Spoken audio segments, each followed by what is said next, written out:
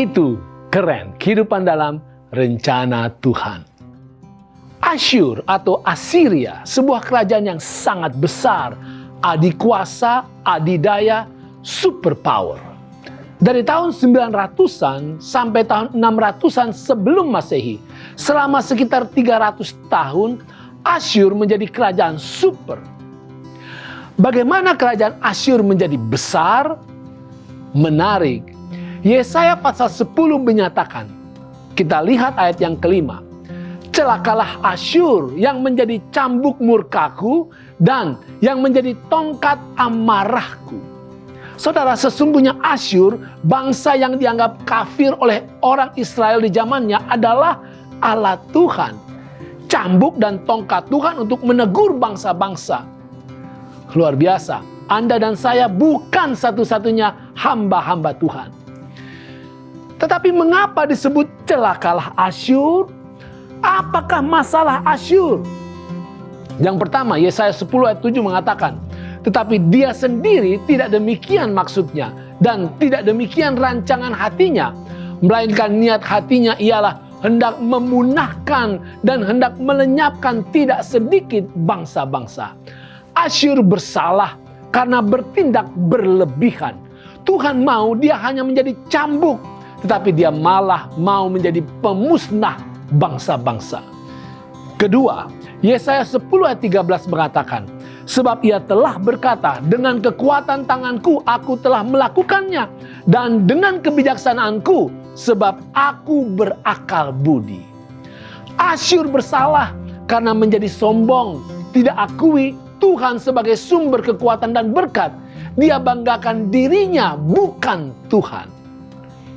Yang ketiga, Yesaya 37 ayat 10 mengatakan, di dalam propagandanya melawan Yerusalem, juru bicara Asyur berkata, beginilah harus kamu katakan kepada Hizkia Raja Yehuda, janganlah Allahmu yang kau percayai itu memperdayakan engkau dengan menjanjikan Yerusalem tidak akan diserahkan ke tangan Raja Asyur. Asyur bersalah karena menghujat Allah dan menyamakan Tuhan Allah semesta sama dengan dewa-dewa bangsa lain. Yang keempat, 2 Raja-Raja 19 ayat 25, Tuhan berkata kepada Asyur, bukankah telah kau dengar bahwa aku telah menentukannya dari jauh hari dan telah merancangnya pada zaman purbakala?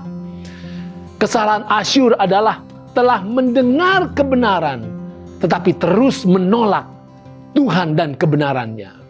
Yang kelima, Yesaya pasal 36 dan 37 menceritakan bahwa kesalahan Asyur adalah datang ke Yerusalem dan hendak menghancurkan umat Tuhan.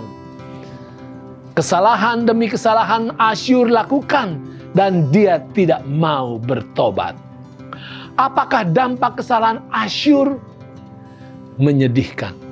Pertama, ketika Asyur mengepung Yerusalem dan Raja Hizkia dalam ketakutan meminta pertolongan Tuhan, maka keluarlah malaikat Tuhan lalu dibunuhnyalah 185.000 orang di dalam perkemahan Asyur.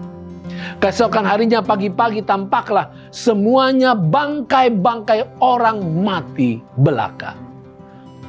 Yang kedua, pada suatu kali ketika Sanherib sedang sujud menyembah di dalam kuil Nisrok allahnya, ia dibunuh Adramelek dan Sareser anak-anaknya.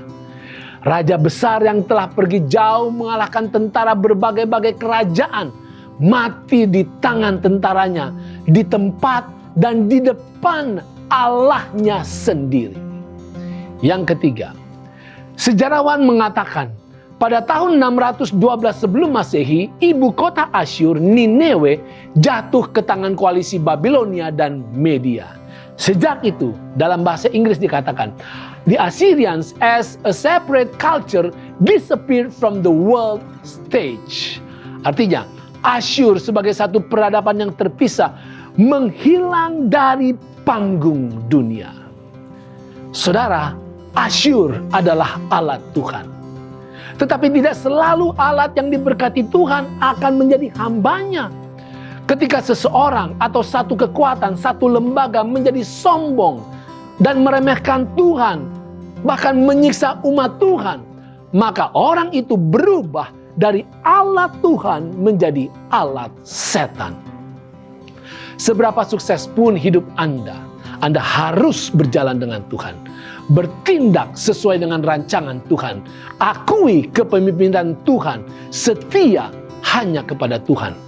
Maka Anda akan menjadi alatnya yang terus diberkati, bahkan memberkati. Dan lihatlah, mujizat yang Tuhan berikan bukannya menghancurkan, tetapi justru memberkati Anda. Itu keren.